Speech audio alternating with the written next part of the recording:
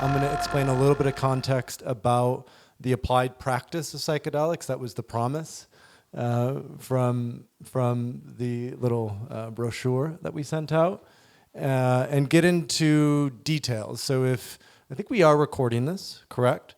So if anything sort of sparks and you want to write something down on the phone, I'll cover a few different aspects that will be helpful just as a way to set the context for the conversation that will go into more depth with Remi and Kathy about a bit about my background before we launch in about 18 years ago now, I smoked cannabis for the first time. And that was my first really altered state of consciousness that I had the opportunity to experience. And I grew up in a pretty religious, traditional home in West Michigan. So I've been living in San Diego the last couple of years, but I've also been nomadic for the last 12 years, living in many places and states and countries. But the formative years of my life were very much focused on church, on school, on sports, on music, and drugs of any kind were considered to be harmful, taboo, degenerative, et cetera, et cetera. And so my parents, I unfortunately wasn't that sneaky about it. I was kind of naive in terms of how I navigated that landscape. So soon after I started to smoke cannabis, they found out. And they sat me down one Sunday after church, and my dad looked at me. And my dad's a very sweet, kind man, but he looked at me and said, I haven't been this disappointed since my brother passed away in a car accident, right? That's how intense the sort of drug war propaganda had impacted my Midwest family. And as you can imagine, the experience that I had with cannabis was uplifting. It was very fun. It was right after I turned 16, so I had my license, very kind of just freedom provoking. And so I thought, there's clearly a disconnect here, right? Like something isn't matching. The way that I am or the person who I'm choosing to become is different than the context or the environment in which I was raised. And so that set me down a path where a few years later, I had a chance to try and work with psychedelics for the first time at the age of 19 and had a profound and transformative experience. And that led me down a path of trying to better understand how might mainstream culture, how might the sort of people at large benefit from what I call intentional and responsible psychedelic use. And so we'll talk a little bit about what are the hallmarks of that today with something that's called the 5 key elements that I'll get into. Fast forward a few more years, and I'm living in Budapest in 2015 and trying LSD again at a reasonably high dose and having a conversation with a couple friends about how psychedelics are being talked more about in certain podcasts and more research is being published. And there's clearly a positive momentum when it comes to cannabis and the medicalization and legalization of cannabis. So we seemed like in 2015, 2016, we were at a precipice where things were starting to shift. And Third Wave was the educational platform that I started at that point in time. And the intention was always to look at microdosing as a bridge to broad spread cultural accessibility, that the issue in the 60s wasn't necessarily taking a bunch of acid, or it wasn't LSD in particular, it was that we were doing way too much of it and way too frequently. And so looking at how microdosing could be that bridge to broader cultural accessibility has been sort of the through line of a lot of what I've worked on. Now in 2018, Michael Pollan's book came out, and just to close this chapter before we get into a few more particular elements about the applied practice of psychedelics. In 2018, Michael Pollan's book came out. How many of you read the book, or you read the book? Okay, wow, impressive. How many of you saw the Netflix docuseries? Okay, both. So this really was the main cultural inflection point of the last 10 years. After Michael Pollan's book came out, billions of dollars became invested in the psychedelic space. Oregon legalized psilocybin. Colorado legalized plant medicine. And more importantly, in my own personal life, my dad started microdosing. So the same dad who was incredibly disappointed that I had smoked weed ended up reading Michael Pollan's book, became open to microdosing. And this is someone who, has never never been drunk. I mean, he drinks every now and then, but never been drunk, never smoked weed, teetotaler, by the book, started a microdose, and about 6 months after that, I guided him through a high-dose psilocybin journey. And this is about 2019. And so that sense of openness, right, that psychedelics facilitate, that capacity to really sit with whether or not this could be a useful and effective experience. And the reason he became open to that was because of the trust that we had established, but also because he tried low doses of psychedelics, microdoses, and it was very chill. You know, it was helpful, it was impactful, it wasn't overwhelming, and so that personal experience gave him the confidence to move forward with it in a more intentional way. And so over the last few years, one of my main professional focuses has been on the applied practice of psychedelics. So getting back to the focus of today's conversation, we have an institute called the Psychedelic Coaching Institute, which Kathy is just wrapping up in our cohort. We train coaches, practitioners, clinicians, medical doctors in the applied practice of psychedelics. And there's 3 key kind of things that we focus on, which I want to lay out for you at the start today, and then we'll go deeper with Remi and Kathy on them. So number 1 would be looking at psychedelics as a skill, right? A skill that we cultivate. So just like we can learn to cook, taste your food, just like we can learn to become better at jujitsu, become, a better musician or violinist. There's a way in which when we take intentionality into a psychedelic experience, when we have the courage to explore new modalities and new substances, when we have mentorship as part of that process and supervision, we can develop a more skillful approach to working with these substances. And this is important for us as individuals who are just looking for healing and transformation ourselves, that the more precise we can be, the more intentional we can be, the safer we can be, the more likely we are then to continue to work with these medicines or communicate how they might benefit other people. But I would say even more important focus for especially today's conversation, because many of you are practitioners or you're interested in the professional aspect of this, is when we become a practitioner, a coach, a clinician, a medical doctor, how does our relationship with these medicines impact our capacity to help guide people through what could be very difficult, uncertain, or uncharted waters? And so the emphasis on walking the walk, on really doing our own work, on coming into this practice with humility, of exploring it in depth before we bring other people into the fold is really essential. And that process is slow. It requires patience. It requires a sense of not wanting to rush in for a quick fix, and instead holding that space of, let's see, as I start this medicine work or as I support others as they're starting medicine work, what might unfold or emerge from this over 3 years, 5 years, 7 years, 10 years. There's a lot of people who come into this work, and I include myself in that. We want a massive change. We want a shift in our consciousness. We desire, either to address certain healing aspects to feel better, or we want to experience enlightenment. And sometimes that path of, doing acid, but also washing the dishes and doing the laundry, that aspect of rooted practice is essential to a really contained and mature ecosystem for psychedelic work. An ecosystem within ourselves, but also a broader ecosystem. So the first kind of thing to reflect on or consider is, how has that practice played out in your life? What has been your path of development when it comes to this skill of psychedelics? As a brief example for myself, when I was 19, I started with about 200 micrograms of LSD or 2 grams of psilocybin mushrooms, and that was done about 15 to 20 times over the span of 3 years.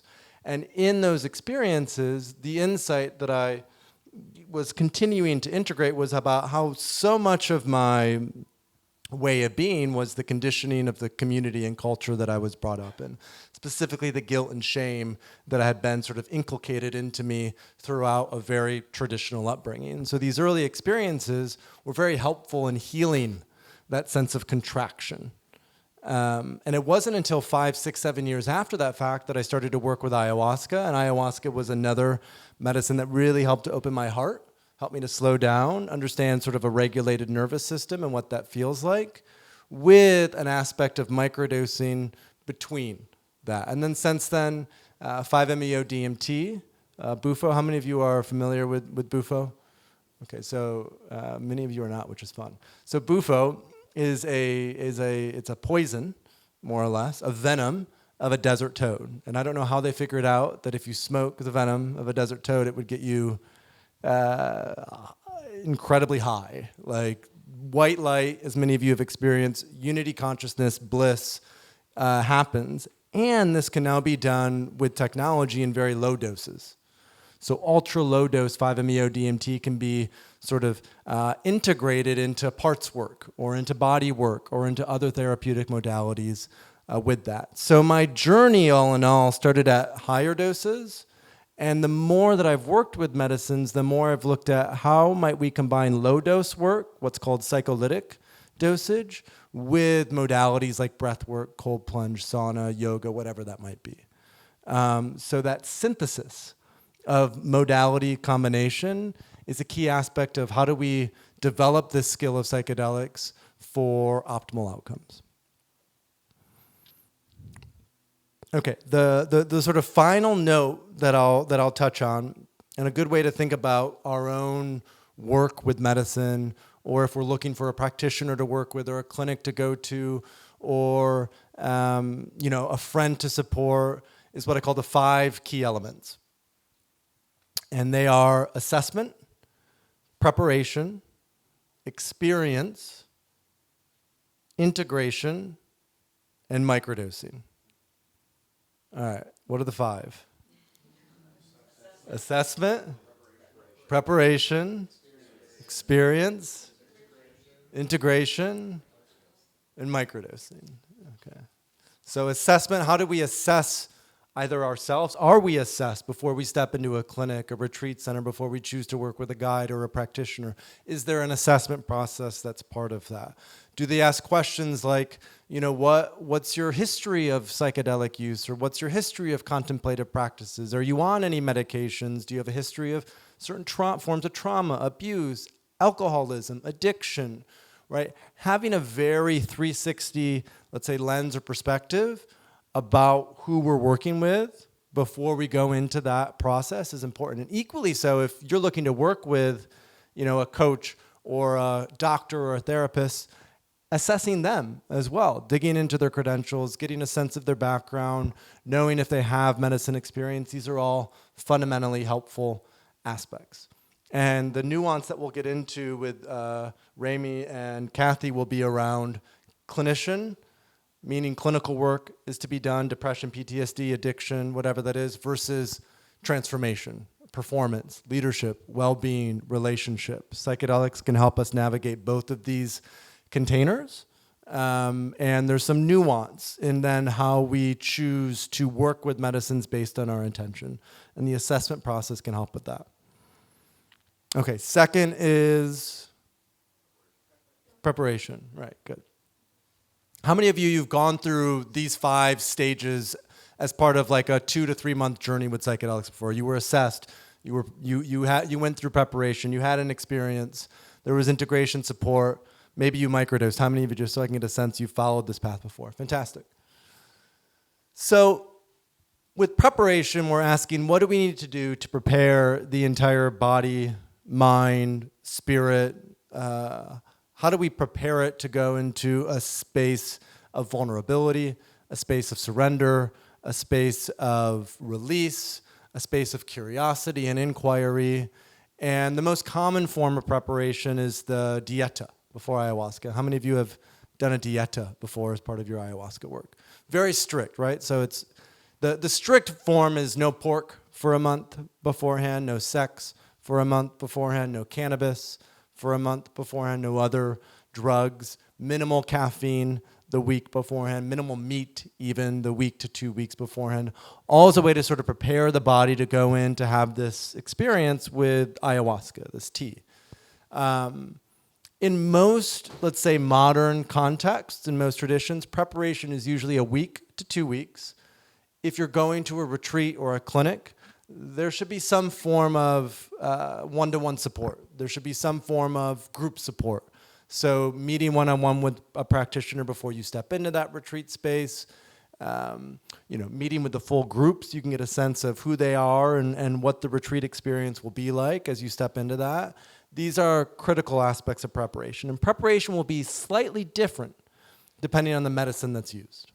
So ayahuasca is different than mushrooms, which may be different than ketamine, which may be different than even something like iboga or ibogaine. So each medicine has a different way of preparing.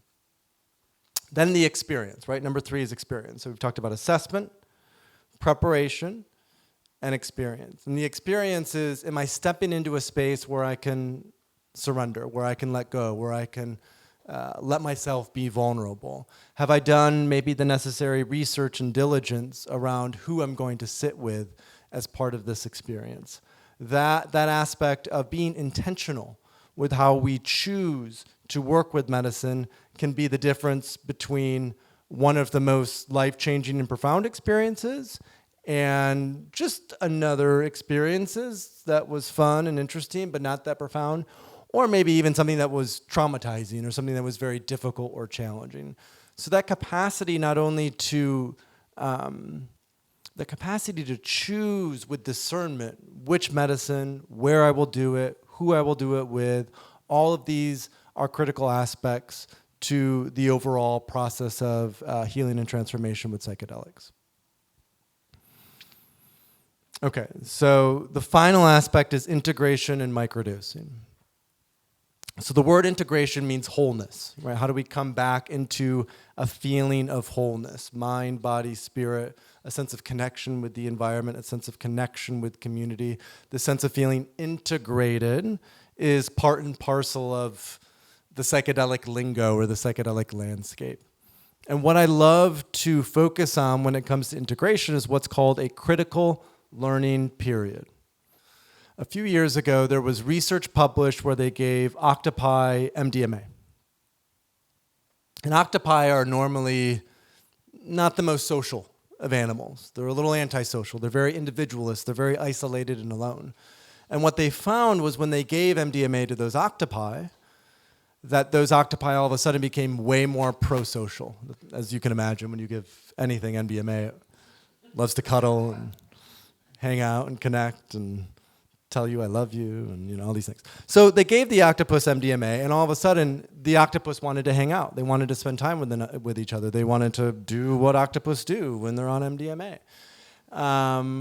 And it was really interesting because that behavior lasted for, I think, a week up to 2 weeks, potentially. But at some point in time, that pro-social behavior started to dissipate and go away. So there was a period of time in that, what we'll call the critical learning period, where the octopi were more open, and there was an opportunity to weave in a new way of behaving as part of their octopi approach to existence.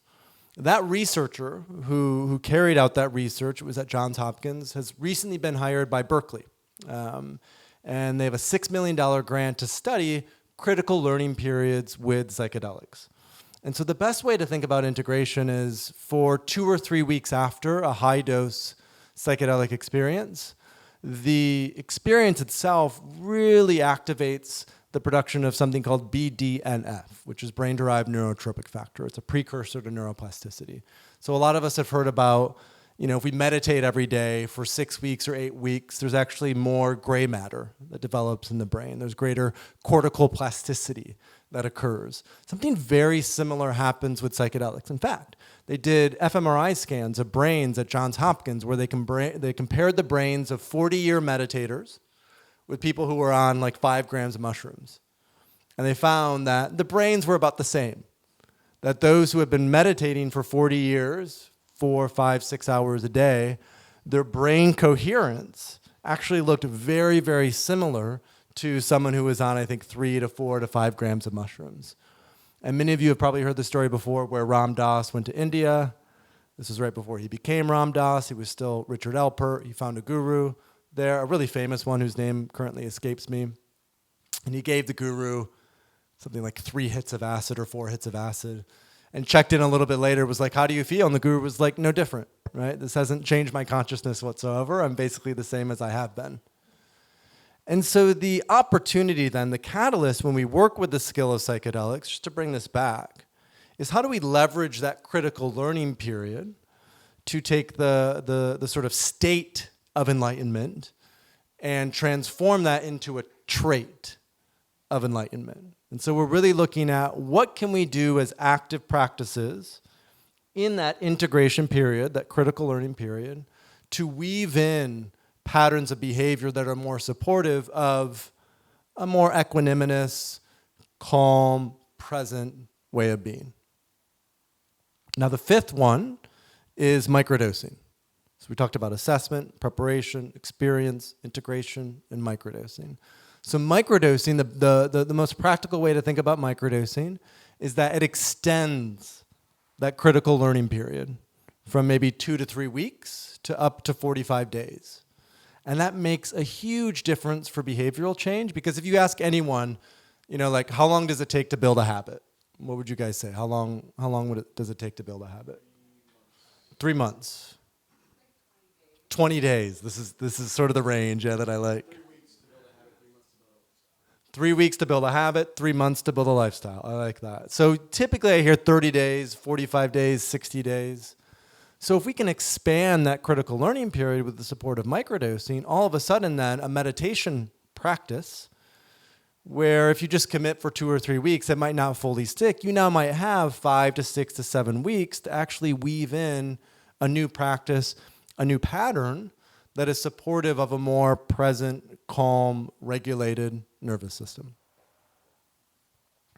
All right, how are we tracking? We're good? Yeah? Okay, so we got the skill of psychedelics. And the way you can think about the skill is which medicine, ayahuasca versus mushrooms versus LSD versus ketamine. How much of that medicine, a microdose versus a high dose. And then the supporting modalities, meditation, breath work, yoga, cold plunge, diet, exercise, sleep. What are those integrated modalities that support a calm, regulated nervous system at a go? And then we have assessment, preparation, experience, integration, and microdosing. Okay, the final part, and this is where I might lose you, so totally fine if I lose you, so just do your best, but I'm gonna kind of go through one more model, which is what we call our model of transformation. So a lot of the context in psychedelics, a lot of the communication, a lot of the language is around the one-to-one psychotherapeutic use of psychedelics for clinical conditions. Right? So we talk about being trauma-informed and the importance of being trauma-informed. We talk about how it might help to heal attachment wounds or heal adverse childhood experiences. We might discuss, its impact on certain forms of trauma that are stored in the subconscious and the unconscious. We may discuss various other therapeutic aspects that relate to the psychedelic experience, which are important and helpful in a lot of what Remi does at his clinic here in Santa Barbara with Lucid Therapeutics. And historically, we've worked with these substances for thousands of years in what we could call religious or spiritual contexts. That even in the 60s, Esalen really was a home for human potential. And the real Western lineage of working with psychedelics is to explore altered states of consciousness that help us to be inspired to live with more vitality and creativity, to live with better relationships and more presence, right? That's always been sort of the through line. And yet there's what I would consider to be a dearth of research. There's very, very little research and context that's provided around this. So through the practitioner training program, we've started to understand what are some of those outcomes, if they're not clinical outcomes, what are some of those outcomes that we may look to go, okay, I'm developing as a result of cultivating this skill of psychedelics. And so again, there's 5 things. All right, ready? Awareness. So how do psychedelics help us to become more aware of what is? awareness, both the light, the bliss, the joy of existence, the sort of pure profundity of everything that we find ourselves immersed in, but also the shadow, the darkness, the trauma, the things that are stored in our subconscious and unconscious. So we first look at it both ways as awareness. The second aspect is regulation, self-regulation, meaning how can psychedelic work help us to come into a more regulated nervous system? We spend so much of our time in a sympathetic state, a fight or flight state, and yet when we have these profound mystical experiences with psychedelic work, it all of a sudden opens up this window, this critical learning period, where we can remember what it feels like to be in a parasympathetic state, a rested and digested state. So what are the ways in which psychedelics can help us to regulate our nervous system, to show up with more physiological presence? All right, so awareness. The second one, nervous system regulation, self-regulation. The third one is motivation. So how might psychedelics help us to uncover or to remember what our purpose is? And just by a show of hands, how many of you have psychedelics helped with purpose, meaning, why you're here? What I hear again and again, it's one of the most common aspects. Sometimes it's applied professionally. Sometimes it's applied relationally and personally, right? But who am I, right? Why am I here? What motivates me? Not what do my parents want? What does my community want? What does society want? Not anything external, but really asking that question, what do I want? Right? What do I want to create? What do I want to make happen with this one precious life that I have? What is that deeper motivation that we have? Okay, so awareness, self-regulation, motivation, purpose. How can psychedelic work help us to uncover that? The fourth aspect is what I call interpersonal, relational. How can psychedelics, once we've gotten clear on what it is that we want, what it is that we want to create, who do we want to collaborate with to create that thing, to create that project, that business, that family, right? So that relational aspect, a lot of people come into psychedelic work because a partner or spouse or husband or wife or girlfriend or boyfriend, there's some love interest that has gone sideways, and they're looking at how psychedelic work can help them to first get right with themselves, but also show up in partnership in a more present and loving way. And MDMA is most commonly known for this. But this is also the case with psilocybin and a few others. So how do we relate to those around us? And then the final one is just simply what I call the collective. What is the greater ask of the collective? The Aboriginals, who are the oldest indigenous people in the world, there's sort of extant culture for over 180,000 years.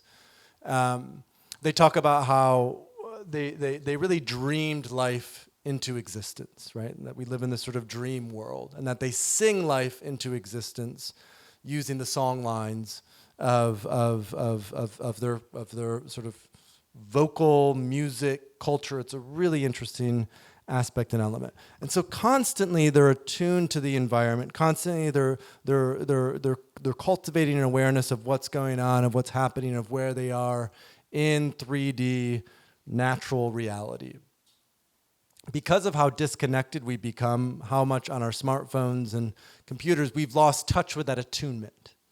And so the final aspect that I love to explore is how might psychedelic work help us to attune to the greater why that is moving through, the greater question of what wants to be uncovered, or the greater purpose of what might be moving through collectively.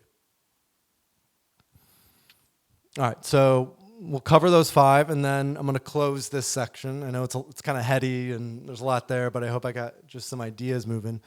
So the first one is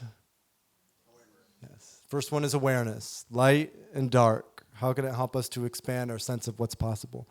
The second one is self-regulation, right? How does it help us to have a more regulated nervous system, psychedelic work?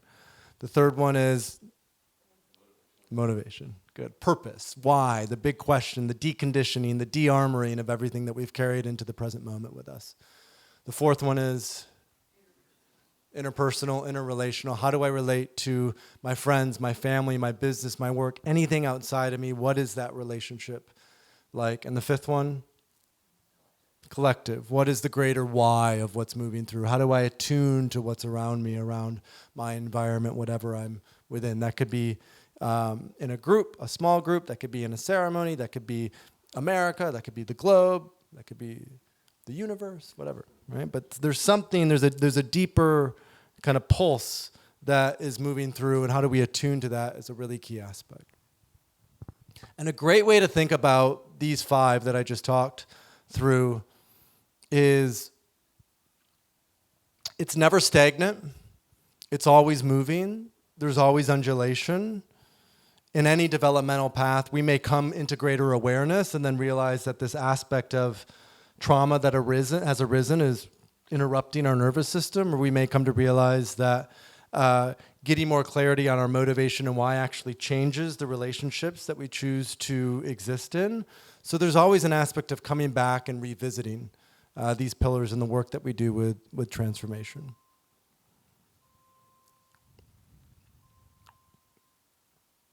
Okay, so just to briefly summarize, and then I would love for Remi and Kathy to join us. The skill of psychedelics, how do we apply that as practitioners or in our own lives as we're walking this path? What intention or goal might we have for that work with psychedelics? Looking at the trajectory of that, as I mentioned, assessment, preparation, experience, integration, and microdosing. And then how can we think about awareness, self-regulation, motivation, interpersonal, and collective? How might it apply to those outcomes? Any questions so far? Anything that's coming up of curiosity? Anything that is sort of, bubbling? Anything that you're wondering, you want to go deeper in or ask a question about, or anything that's coming up? So what's the difference in experience, as far as you know, between heroic dose and a regular high dose? So the question is, what's the difference between a heroic dose and a regular high dose? Well, clearly one makes you a hero. I think that's the... I would say a regular high, it's kind of like a square and rectangle. Like every square is a rectangle, but not every rectangle is a square. So every heroic dose is a high dose, but not every high dose is a heroic dose. I would say a high dose would be more like around 2 to 2.5 grams of mushrooms. Whereas a heroic dose would be closer to 5 to 6 to 7. So it's just the intensity of it and partly the context. When people talk about heroic doses, they're usually referring to Terence McKenna. We talk about how you should take a heroic dose of mushrooms, 5 grams of mushrooms in the dark by yourself. So that could also be some of the context of how a heroic dose might be different than just doing a high dose in ceremony with 10 or 20 other people. There seems to be something very individual about the heroic dose approach. I know some people, there was this black kung fu master in Detroit. His name was Kalindi Ai. And have any of you heard of Kalindi? Yeah. I presented, this was 8 years ago, I was in Prague presenting at a conference and was on a panel with Kalindi, and I talked about microdosing. And then he talked about eating 30 grams of mushrooms at once, dried, penis envy, and was talking about like all this Egyptian archaeology that he was like, mythology that he was going into. Unfortunately, he passed away in COVID, which was unexpected. But his lineage of eating as much mushrooms as you can, he said 30 grams is about the limit of penis envy. That if he tried to go beyond that, he would just puke it all up. But he could hold down 30 grams pretty well. Without further ado, please welcome Dr. Remi Drozd and Dr. Kathy Gruver.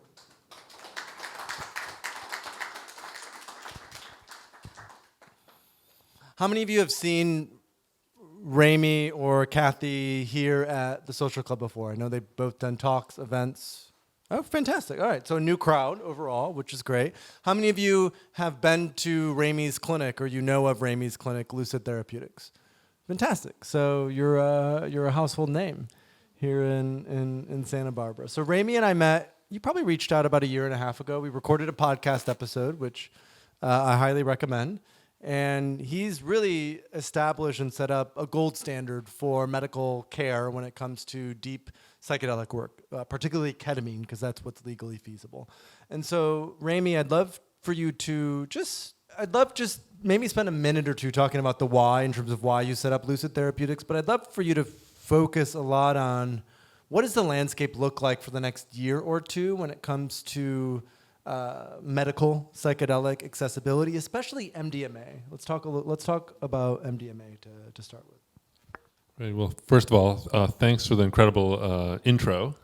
I was just sitting there and listening to you and thinking, man, this sounds like a person that's interviewed the hundreds of thought leaders in psychedelics and has processed it fully and totally can speak to it at the highest level that I've heard in a long time. So good for you. Thank you. So the landscape of psychedelics is, just as you said, is always changing. It's changing because 40, 50 years ago, it ended and all the research and everything stopped as far as medical applications and as far as household use. It became stigmatized, demonized at home. And so now it's got a resurgence, and ketamine became something that slipped under the radar because it's been legal since the 60s. And so we found that it's psychedelic, but now the other typical psychedelics are becoming legalized and decriminalized across the country. And so you asked about MDMA.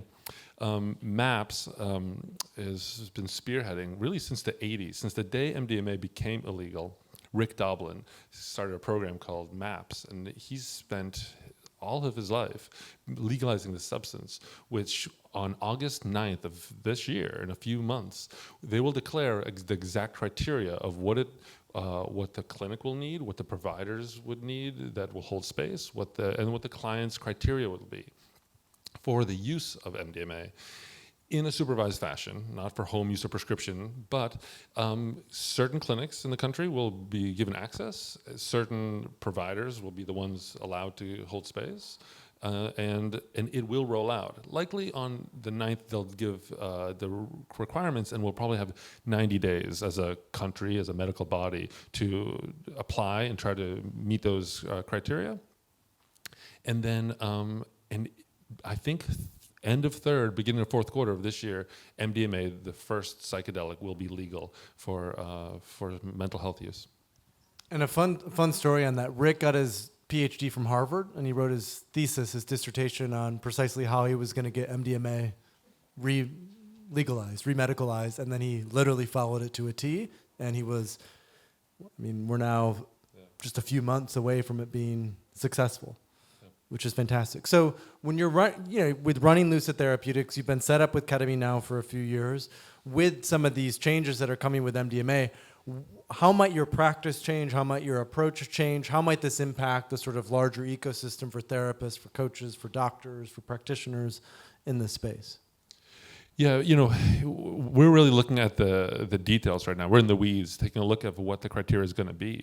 And we don't know right now because the studies had very strict criteria. You had to have certain amounts of medicines that you did in a certain amount of period to be eligible. And you had to have certain criteria for the PTSD that allowed you to use it.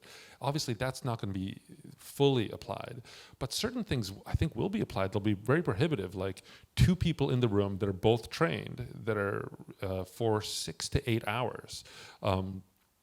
You could imagine the cost of a therapist that is skilled enough to have even done the training, and then a male and a female are going to create some limitations. So we're really looking at how can we practically roll this out. Will group integration be really important?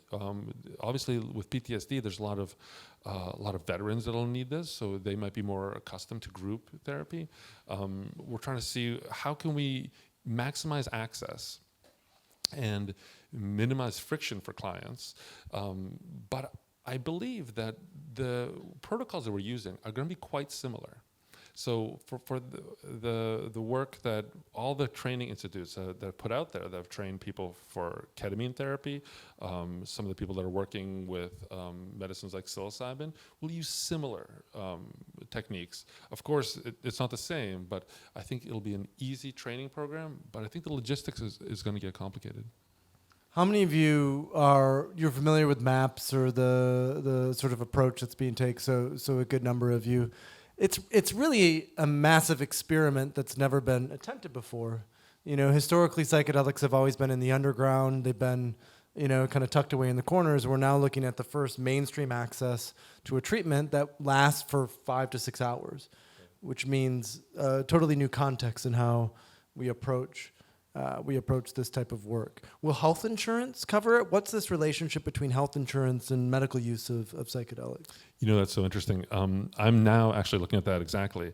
And I saw that Massachusetts actually reported, they Medicare and Medicaid puts out these ICD codes that are billable. And I saw that Massachusetts put out a cap of $5,000 for MDMA, which is whatever the significance of that number is not important. The fact is that they will reimburse it.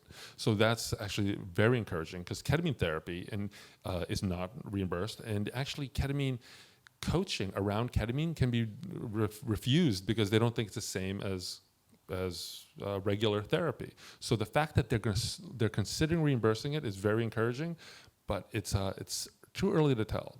Well, and for context for all of you, when MDMA becomes medical and available to treat PTSD, the overall program will cost upwards of $15,000 is the expectation because of the number of therapeutic hours that are provided as part of that treatment.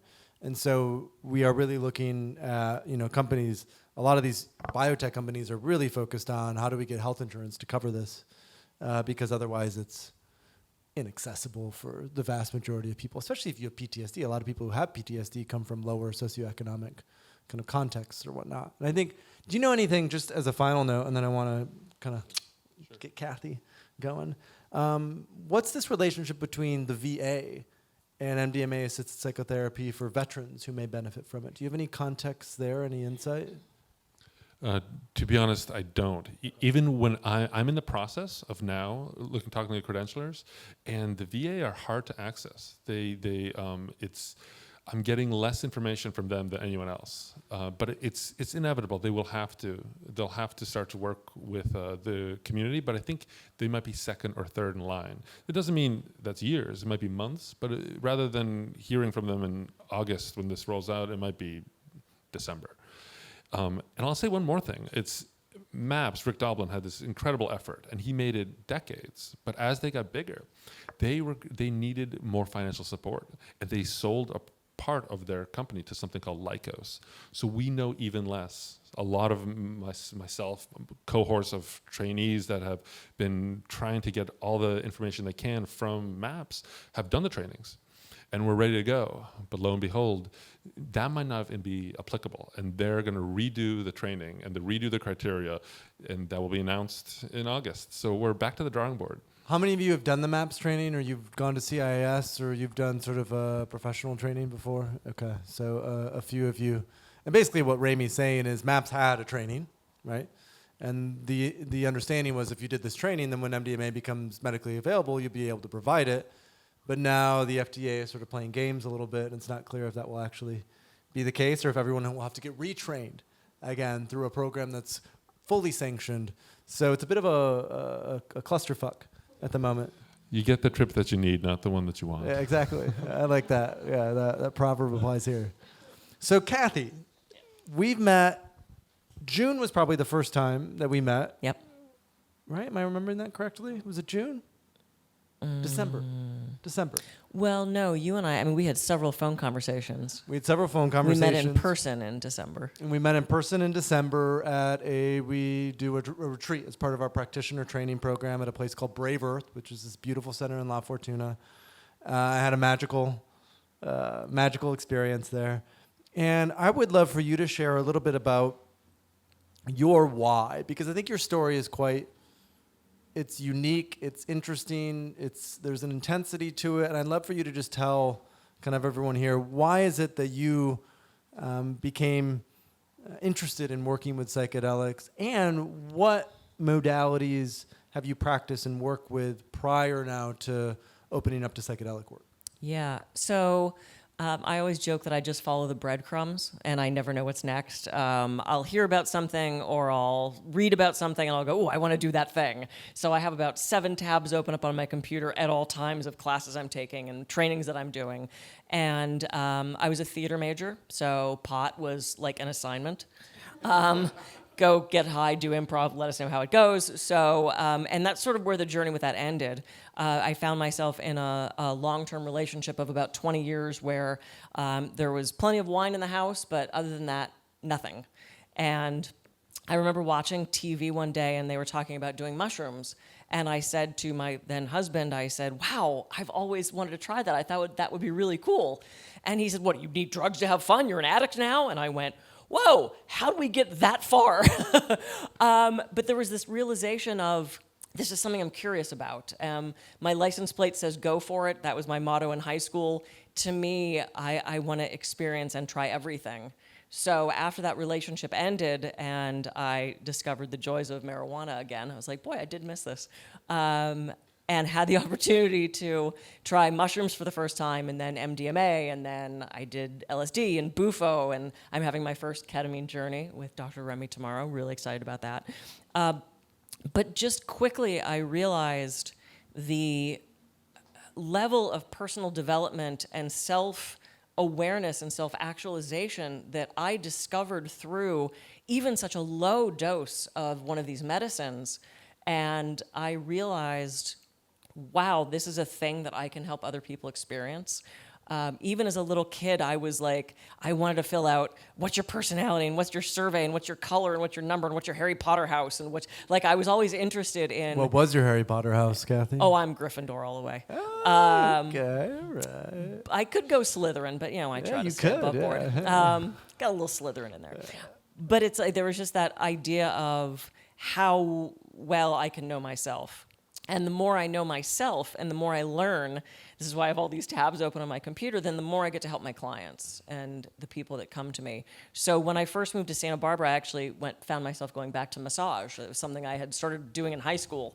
And then the massage developed into hypnosis and Reiki and life coaching and executive coaching and couples coaching. And then after my first experience with psychedelics, and I went, wow, this pew, it skyrocketed that experience. And when I saw that connectivity and my high dose journey in Costa Rica with Third Wave was so impactful. And I went to levels that spiritually and personally and relationship wise that I never thought I could reach just in that one journey. Really? So yeah, it was pretty fucking mind blowing. When we do a Temescal, you did the Temescal? I did the Temescal. That was, I don't do heat well. It's a sweat lodge. I didn't know what a Temescal was. I'm like, oh no, maybe I don't want to do that.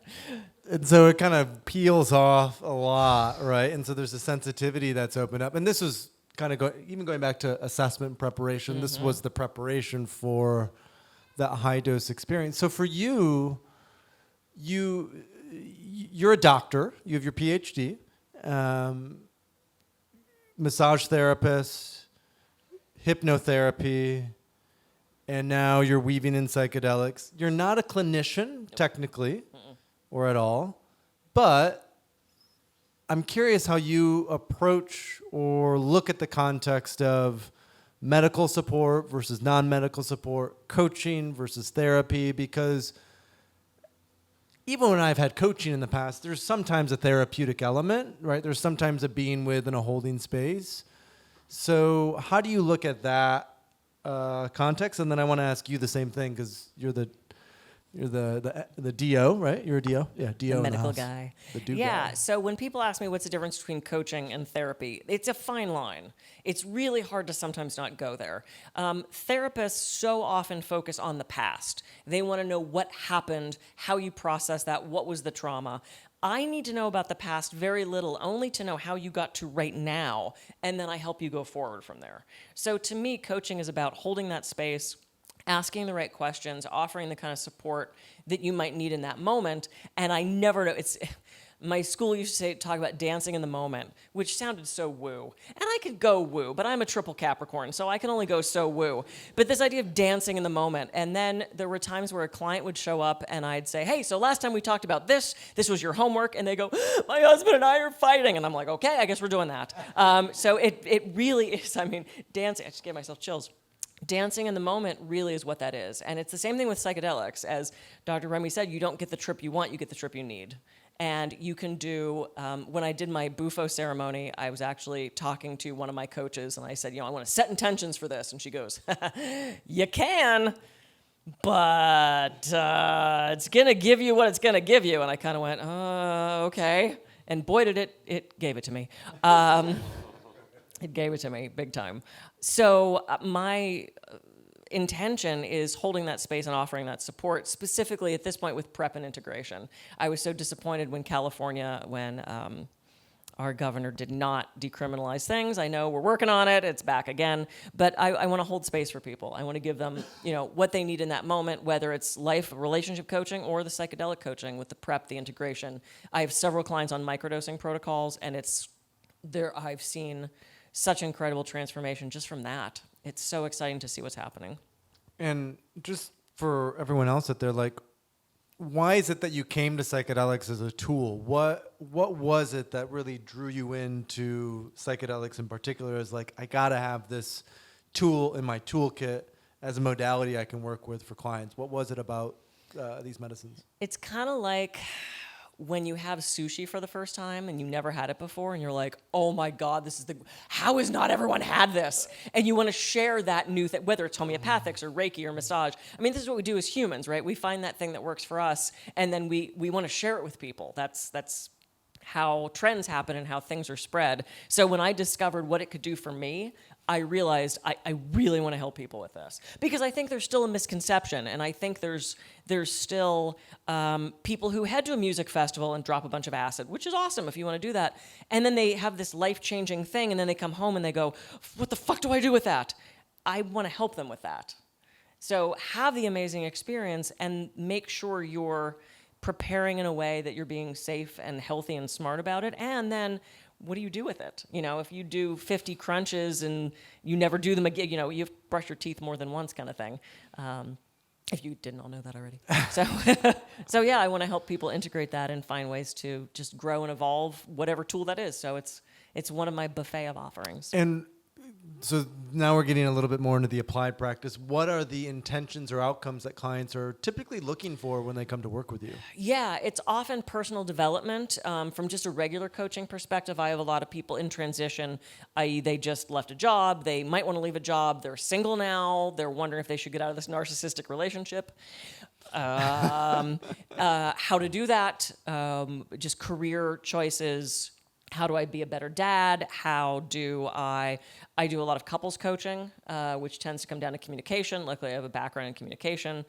And I find that the psychedelic experiences that they're having, at least from my perspective, I know Dr. Remi's doing the depression, the trauma, the PTSD stuff. Mine are, I want to learn more about me. I want to get deeper. I want to tap into that spiritual self.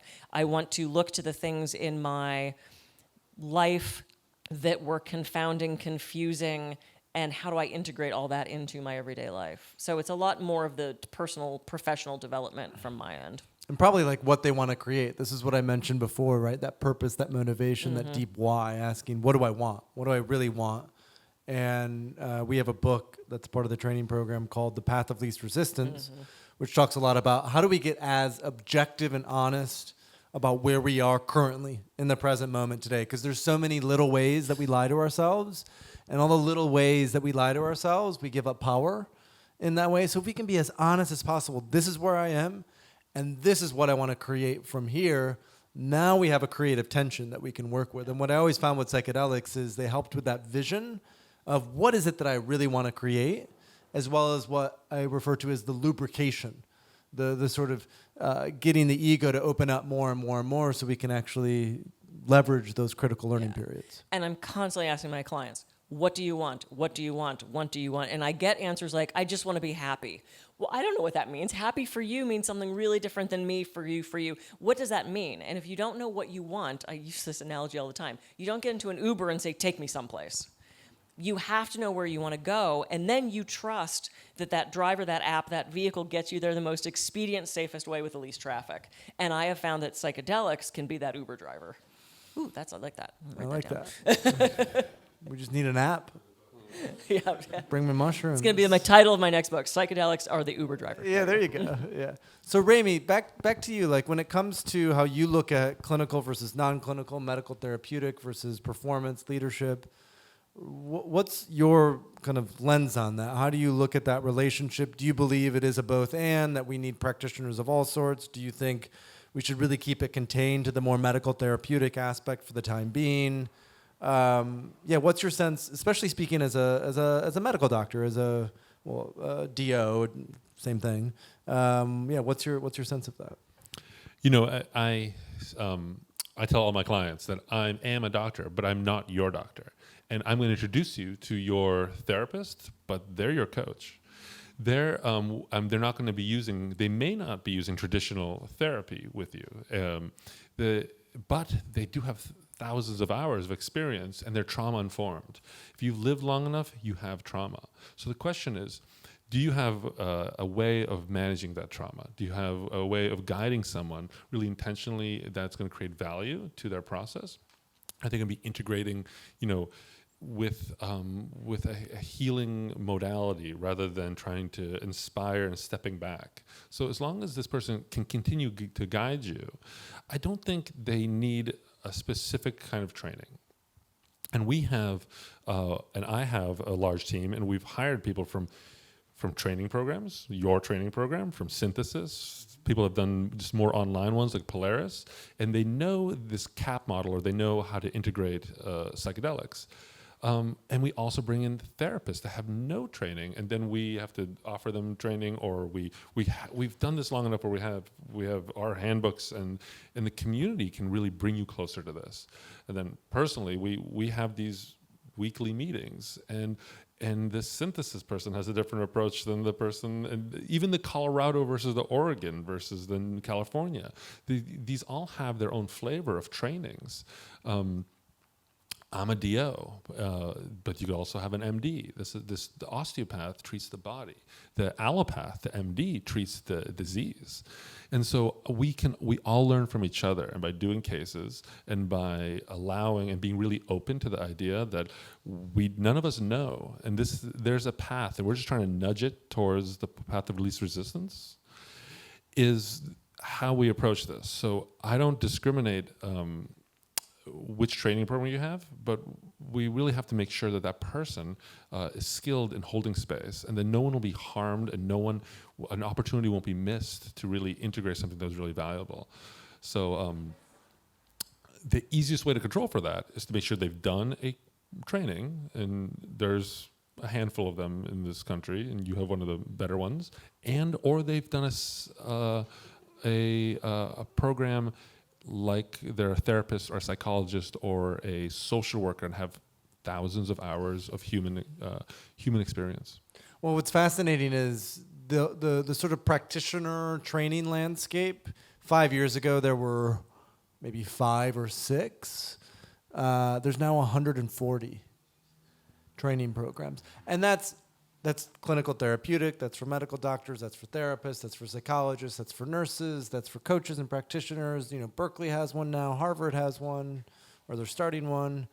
But it's also for like kind of super spiritual esoteric, or ours, which is more sort of practical and performance and leadership. So there's a ton of different options. Now, so the question that we often have to sit with is, how do I want to support someone? And that coaching therapeutic lens, is it more from a coaching lens of what do you want to create? Or is it more of a therapeutic lens of what needs to be healed? I also think of it as therapy can often help us get back to a baseline. But once we're back to baseline, the most interesting and sort of, what I appreciate most about life is like the creative process. What can I create from that baseline that might be helpful or impactful for those around me? And in that vein, Kathy, I'm curious, as you've committed to this path in a more professional way, and Remi, I'd like to hear your question as well, but it's not as recent because you're a little bit older in that way. But Kathy, this has been a recent decision for you over the last year. What are some of your takeaways, observations, things that you've noticed as you've committed to working with psychedelics professionally? What are maybe some gems that you've discovered, or some lessons that you've learned in the last year or so with medicine? Yeah, I think this was drilled into my head not only from your school but all the other stuff that I was studying was set and setting, set and setting, set and setting, set and setting. And for people that have explained to me their bad trip, because not everyone, but a lot of people have their bad trip story. It tends to be unprepared, people that aren't great, environment that's not safe, 20 angry people in the woods without phones, and you're like, okay, well, that's going to go bad. So I think a little bit of preparedness for that, and educating yourself on what you're about to do. Before I did my Bufo ceremony, I did so much research on what that would do to me, how I would feel, how long it would last, what I would expect, and then I talked to 2 or 3 different coaches about what is this going to look like, because I want to know what I'm getting into. And I think that was part of the set and the setting, and the prep is really asking that question. The couple times I've wanted to sit with ayahuasca, it has never worked. And to me, that's an indication, not that it didn't work, it never happened because of various circumstances. So to me, it's like, okay, well, maybe it's not the time for me to do that, and I have to respect that, and I have to listen to that. And then one day I went, ooh, ketamine, that's next. I want to try that next. So it's about listening to your inner guidance system, because I think we all have one. Sometimes it's so muted by negativity or the chatter of the past, the environment, the society, the culture, whatever it is, but we have that inner guidance system. And I think when we sit still for just a second and allow that space, then that guidance system comes out. And my experience personally with psychedelics is it kind of turns up the volume on that inner wisdom. It gives you that spaciousness to sit with your own self and ask the questions. And that's been an uncovering that I didn't necessarily expect. And the different substances also behave so differently. For me personally, my journeys have had this really specific through line. I could see through all of my journeys as I journal them and integrate them, but they still feel different. So it's like you're still getting you're still getting beef, but one's a hamburger, one's a steak tartare, it's still beef, but it's a different flavor to it. It's a different experience with it. Yeah, it's a different texture. Yeah. Even. Yeah. Especially when you do ketamine rectally. I'll find out tomorrow. So you will, yeah. That will. with IM, that'll be not rectally. IM. Yeah. Remi told me not to mention the rectal part, but one of my favorite, because you told me not to do it, now I'm going to do it. I was going to tell you to anyway. So. Yeah, one of my favorite modalities. I do how many of you know of Rolfing? You've heard of Rolfing, structural integration, body work. So I've done that with rectal ketamine in the past, and that's been profoundly helpful, because a lot of our unconscious trauma, in particular pre-verbal trauma, is stored in our body. We actually can't access it through typical psychoanalysis. And so doing deeper work where we get into fascia and tissue and other aspects, ketamine's fantastic with that because it's an anesthetic. So the amount of pain you feel is substantially lower if you're under the influence of ketamine while doing body work. And these are the emerging kind of points of synthesis that are super interesting to explore, because research on psychedelics is still so nascent. We're still learning what are ideal combinations of massage or even hypnotherapy with low doses of psychedelics. And you're kind of, you being a massage therapist and a hypnotherapist, you now have the trifecta of tools to work with, I feel like, now that I'm even talking about this, which is interesting. I also do tons of work with internal family systems, which was the talk that I gave here back in March, which to me, it's just one of the most powerful things I've come across and used, and it's helped me in my life. It's helped all of my clients. I got a lot of great feedback from the talk I did here, and one of the things I want to do is MDMA and internal family systems. In fact, I have an intake scheduled this coming week for a gentleman that I'm going to work with that with. And during hypnosis, I do mythic and archetypal journeys, which is 4 hours of just exploring various myths and archetypes. And boy, doing that with a small dose of psilocybin would be so cool. So that's just how I want to, that's what I'm saying. I want to combine all this stuff and have a menu of, okay, pick, take your entree, take your dessert, What's your appetizer? Are you all familiar with internal family systems? Yeah, generally. Okay, parts work. Richard Schwartz was the guy who. Yeah, there's a couple. There's a couple people that have Schwartz. done it, but yeah, it's basically looking at those aspects of yourself. So we wear these different hats. You behave differently around a bunch of young kids than you do around your boss, than you do around your spouse, than you do around your parents, or I hope. And it's really about looking at those parts and how they are being reactive or affecting you now. What are they covering up? What are they protecting? They're formed in childhood, and we all have them. So once we learn to connect with those, then we can help them heal and become more integrated. Fantastic. So we talked about microdosing already, and Remi, we had a fantastic question from someone in the audience about microdoses of ketamine in particular. And I'd love if you could talk a little bit about how do you look at that relationship between, let's see, IM ketamine and microdoses of ketamine? How might you approach a microdose protocol when it comes to ketamine? And I can speak a little bit to LSD and psilocybin because it's different. There's some distinction there, but just would love to hear your take on microdoses of ketamine in particular, how they relate to high dose work. Yeah, so I think it actually relates to the way you mentioned it in some of your introduction speech. When you have a large dose of a psychedelic experience, it creates this significant critical period where you may be able to dissociate from your regular thought patterns. You may realize that all your parts are judging you for doing a certain kind of behavior, and that you don't actually allow yourself any more depth of relationship and connection with certain people, with certain events in your life. And when that gets completely disrupted, people come back into their body, and they may have a completely different relationship with how they're going to integrate a certain decision they're making during their prep work. And they now are able to decide, I don't need this person in my life. I don't need to, I had this illusion that my 401k got cut in half and I don't know how to live with myself. This money was identified with this. And that might just disappear. And as they try to integrate something like that, it's not so easy because the world comes back online. You have bills to pay. Your father will keep telling you the things that have been creating this destructive thought pattern. And how do you keep it alive? And the goal is not to continue to do psychedelics. The goal isn't to go into the microscope, look at the specimen, and then keep looking. The goal is to look at it, figure it out, and start to integrate. But when integration is hard, when it took you 60 years to get into this mess, or 40 or 20, we treat every population, how do you keep staying inspired without doing heroic doses weekly or monthly or at really a frequency that just seems too frequent for you? And that's microdosing. And that's keeping that critical period open. And it can be much more subtle. It could be, unassuming in every way, in a way that you can stay, you can be professional that whole day. You can maintain normal relationships. You could drive at intervals that are somewhat distant from when you're microdosing. And so you can maintain that pattern throughout your whole life or throughout for months and let it in and out of your life.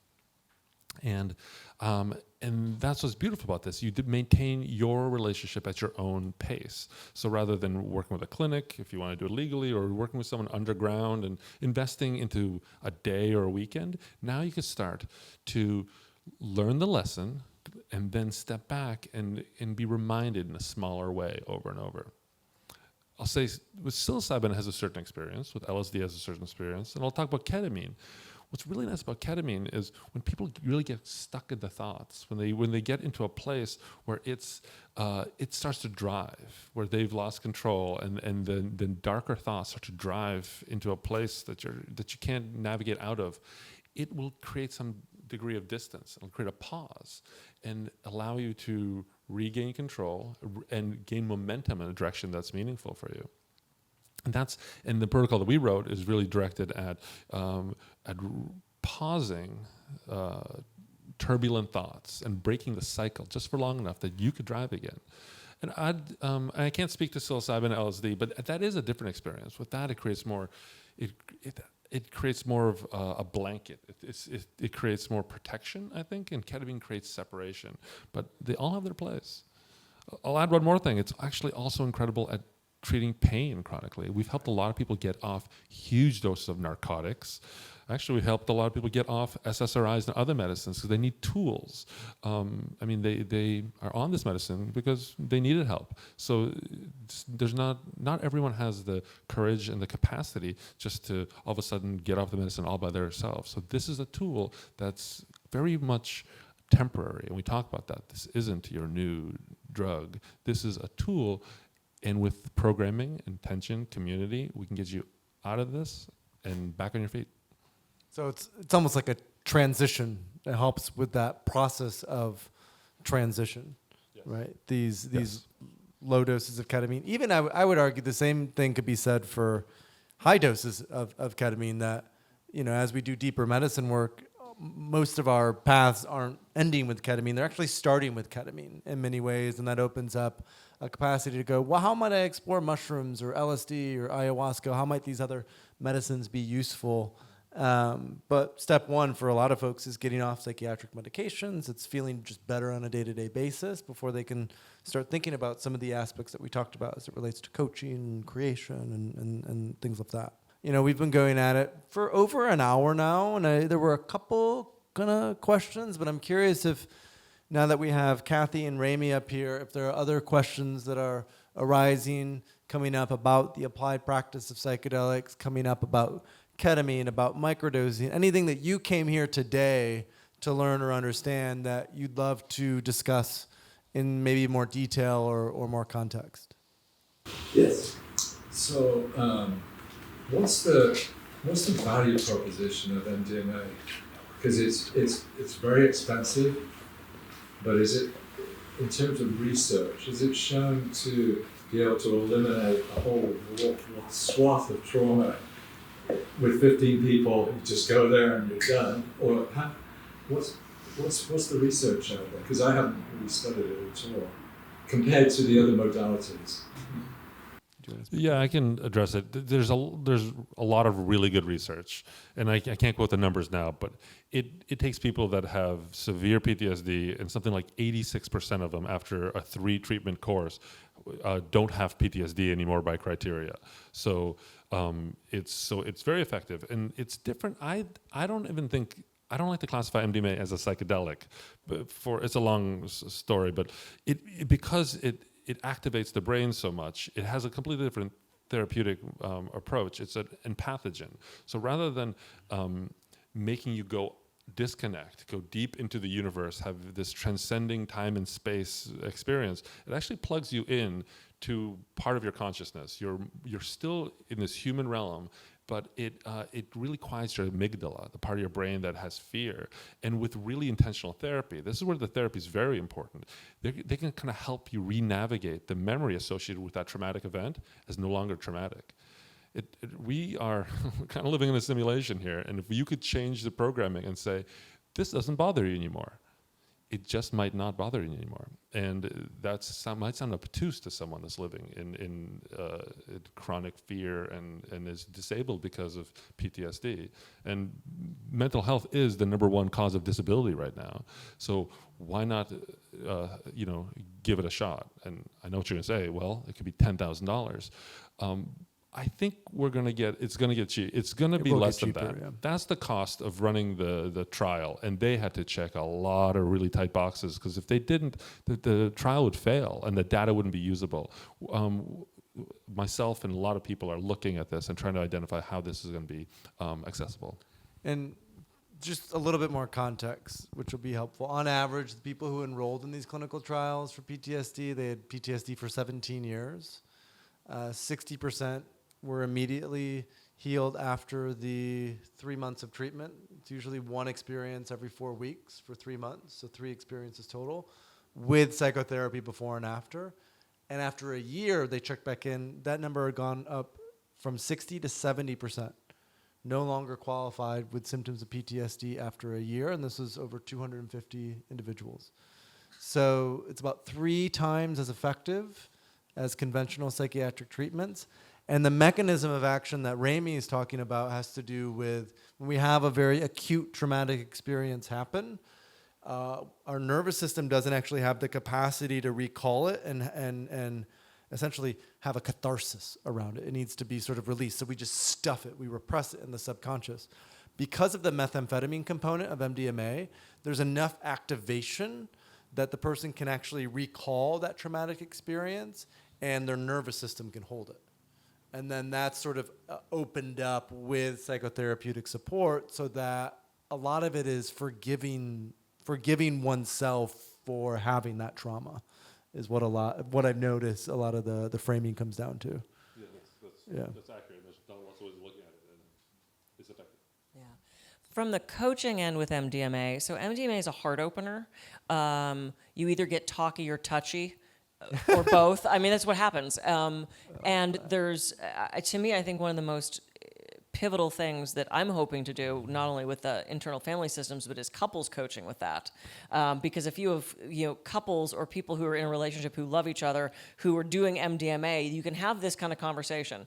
Wow, you're really an asshole when you said that to me. And the other person goes, yeah, I was. And then it's this heart-centered conversation about it as opposed to, no, I wasn't. The defensiveness drops.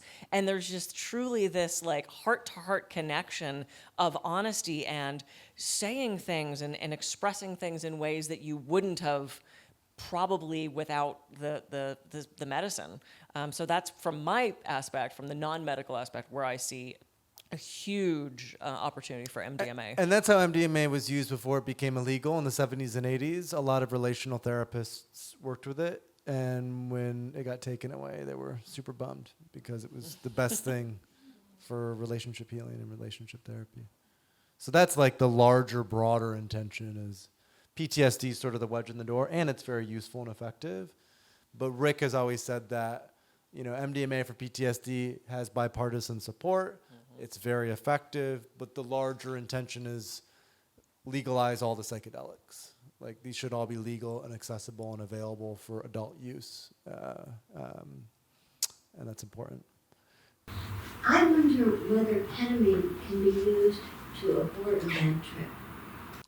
So the question is, could ketamine be used to abort a bad trip with a traditional psychedelic like LSD? I think all these protocols will be written by the time these are in the office.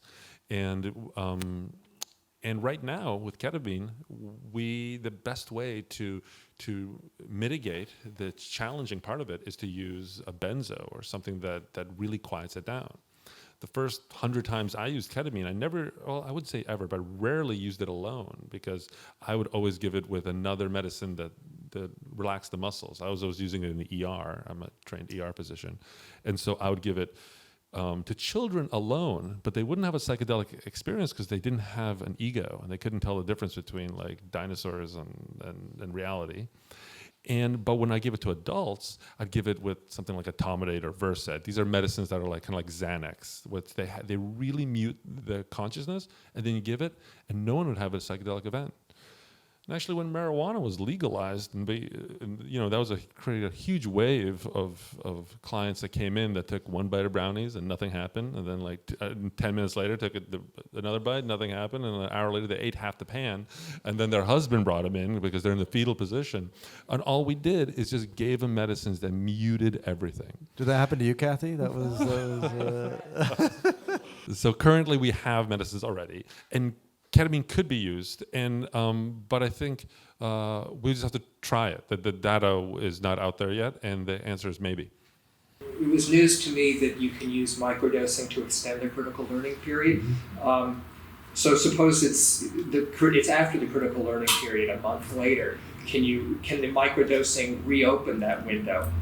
I think that's a great question for researchers who are exploring this. How long might there be elevated levels of BDNF or neuroplasticity as a result of low doses? How often? What's the protocol? Is it, Paul Stamets has something called the Stamets stack, which is lion's mane, psilocybin, and niacin, and he says 4 days on, 3 days off. And that 3-day off period helps to reset. There's some cyclical element to it. Typically what we tell folks is microdose for anywhere from 1 to 2 months, 2 or 3 times a week, and then take 2 or 3 weeks off as a break, and then come back into it again if you want to continue to look at performance enhancement or how it can help with cognitive function. But this is also true for a lot of just non-psychedelic supplementation, whether you're taking magnesium or fish oil or other, bacopa, long jack, lion's mane, cordyceps, functional mushrooms, adaptogens.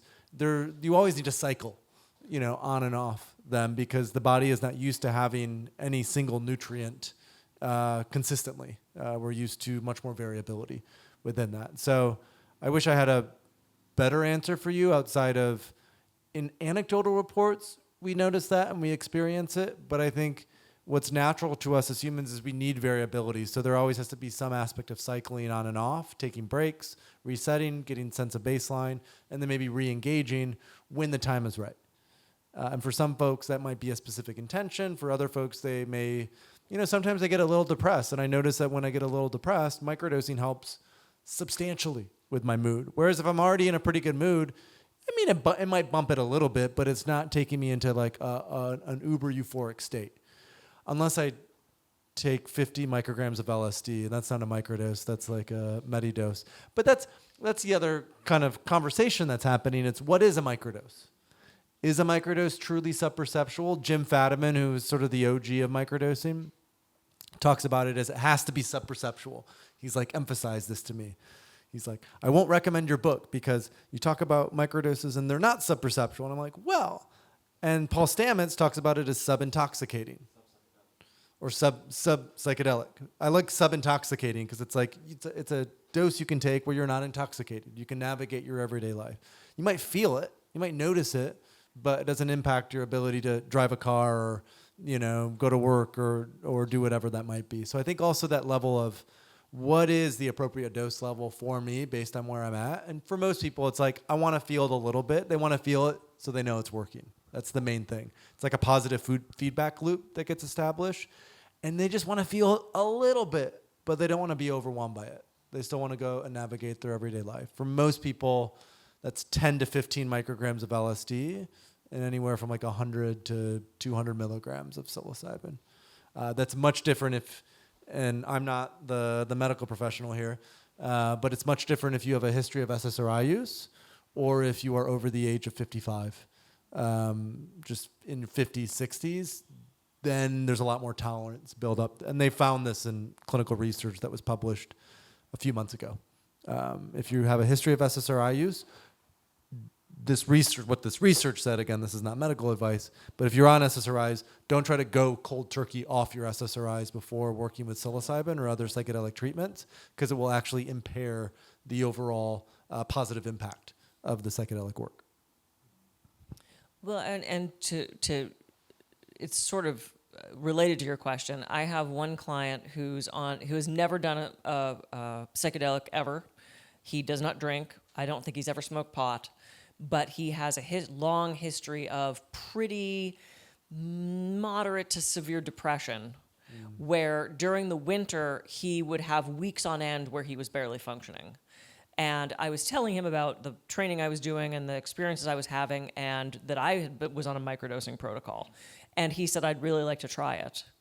And we're now in April, and this is the first winter in the last 50 years of his life that he's not had his low points. Just from I use a prepared commercial product that has 100 milligrams or micrograms of the mushrooms, milligrams of the mushrooms, and then cordyceps and lion's mane and all these other adaptogenic mushrooms, and he's blown away. He's blown away. I have a couple clients that are on microdosing protocols specifically for things like that. Thank you, Kathy. And I'll say something real quickly. None of this work is happening in a vacuum. So everything that you're doing influences your mindfulness, your consciousness.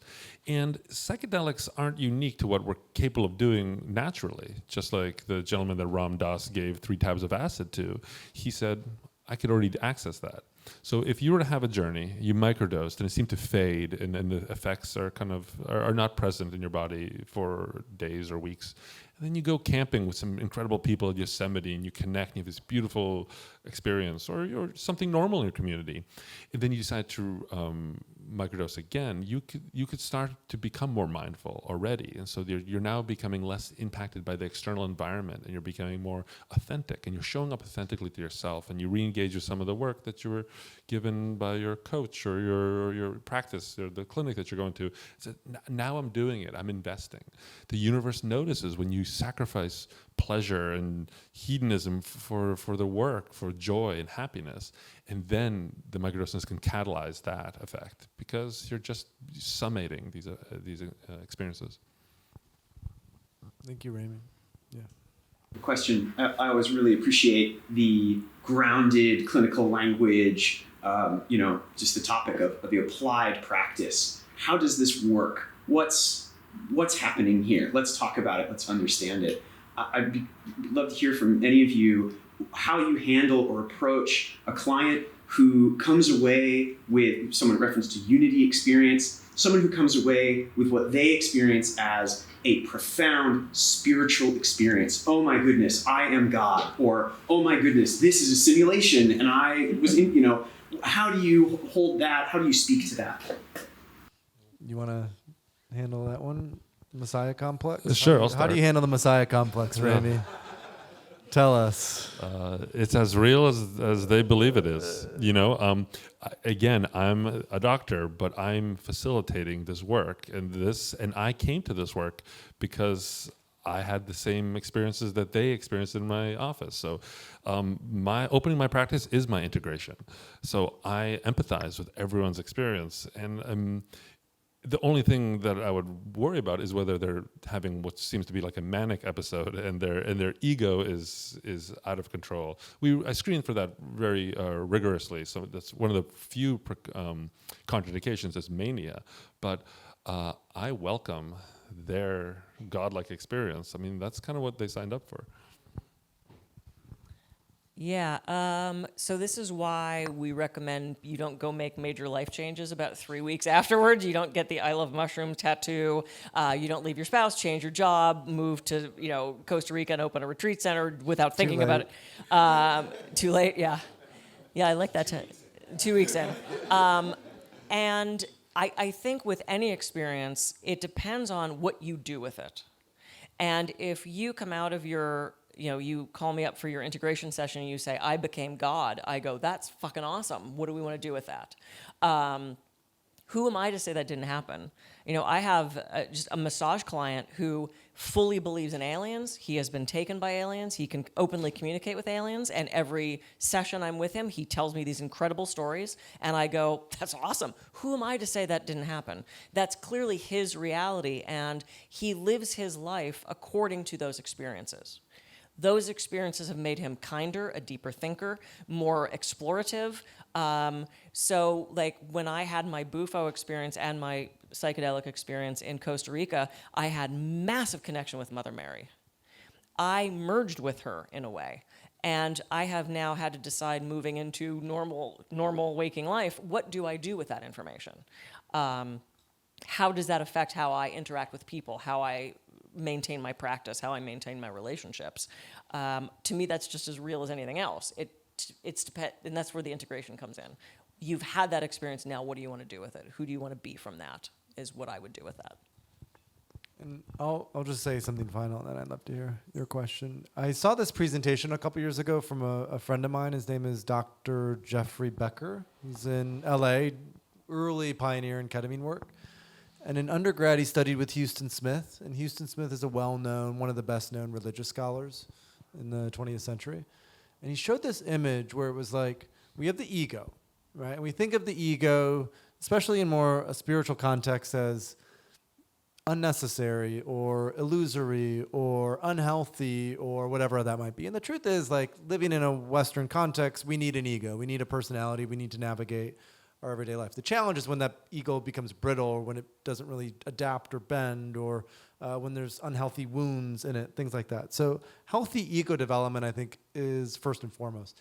If that's not present and someone has a spiritual experience, sometimes they associate this individual I, ego, with God, with divinity, with mysticism. So there's a sort of mistake where all of a sudden they see themselves as God, and this is the Messiah complex.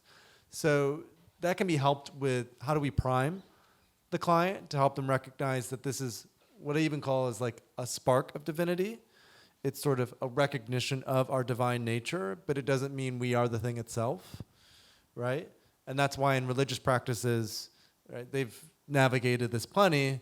It's why humility is so important. So what do we often come back to, especially in our practitioner training program, is humility, humility, humility, because the humility of knowing that you are nothing, literally, is instrumental in helping to balance some of these messiah or godlike tendencies that can arise, you know, after someone smoked a bunch of bufo and they're like, and playing in between, like being able to step into that mode and feeling as if like I'm an empowered and sovereign creator, that can be so healing and transformational because there's a deep sense of unconditional power that's within that. But if it's not able to be integrated, as both of them talked about, it can be very harmful and destructive, like super harmful and destructive. Can ketamine help with exercising any of those family or those states of family system? The question is about ketamine and internal family systems. I'll let Kathy answer, but yes. I can't speak to the ketamine part. I can absolutely speak to just the psychedelic in general part is huge ability to help integrate those parts. I found just from my own, because I've mapped parts for years, I have an entire journal of different parts, and I found during just a small mushroom journey, parts started to integrate, and exiles that had been protected by those parts started to heal and merge with me as an adult. So I think anytime you drop that overthinking part, which is what the psychedelics are going to help with, and we can just get into that very base, very honest terrain, it's going to help with that. Well, in these states of ego dissolution, especially with ketamine, ketamine is one of the best substances for complete ego dissolution. There can often be this experience of unconditional love, right? And a key aspect of what we talk about in parts work is loving all parts, welcoming them all in. So I think there is an opportunity when we experience this visceral state of unconditional love, how might that be directed or reoriented towards these different aspects of self that maybe we still feel ashamed of or guilty of, or whatever that might be, so we can actually fully welcome them in, love them, and express them. Well, and to that point, Paul, it dissolves the ego, which brings us to self, the capital S, self. Correct. And from self, it's compassionate, caring, creative, and this is where we get to help incorporate all of those parts. So from what I found just from my own personal use of different medicines is it just takes you into that pure place of selfness. Thank you. You know, and when I start, most of us come from plant medicine, right? Almost everyone I've met started with psilocybin. But every one of these, most people, every one of these tools is just a path. It's just a door. So whether it's ketamine, whether it's bufo, whether it's LSD, that can be used with the right modality to create healing. And actually, I'll use this to describe something, or something I've learned relatively recently. Ketamine is actually a lot like bufo. Ketamine is natural.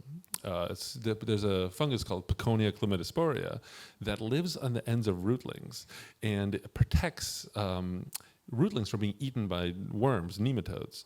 And you could buy a bag of Piconia chlamydospora, and it's a nematodicide. You could sprinkle it around, and it kills these worms.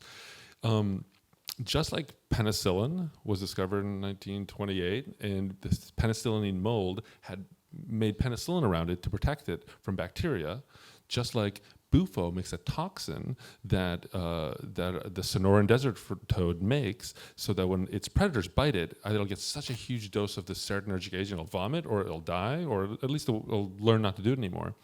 Ketamine is another one of these biological agents that has a spirit. And if you've done a totally synthetic thing like, I'll just say Ativan, you'll know it has no spirit. It turns off your consciousness, turns you back on. This one has a strong spirit. And I could think of 10 agents that have a powerful spirit, and I'm sure there's more, that are a biological key. So the goal is to turn that key and to integrate the message underneath. Do you think it's important to categorize what you're going into this for? Because if you're trying to go into it as a sacred approach, maybe you don't hang out with the recreational crowd first because it might get a little wily. Or if you are going for a therapeutic approach, maybe don't, come at it from another one, because they all yield different results depending on how you're going into the experience. So how can you guys speak to that? Yeah, and that, when I was talking about the skill of psychedelics, that would be part of the process, right? And reaching out to a coach or practitioner or a mentor or supervisor, that if that's the frame or the model, right? Spiritual, indigenous versus therapeutic versus recreational versus, medical, as you talked about. That needs to inform which practitioner you're choosing, which ceremony you're going to, which medicine you're working with. So that will dictate then the majority of the process, right? And so it just depends on the model.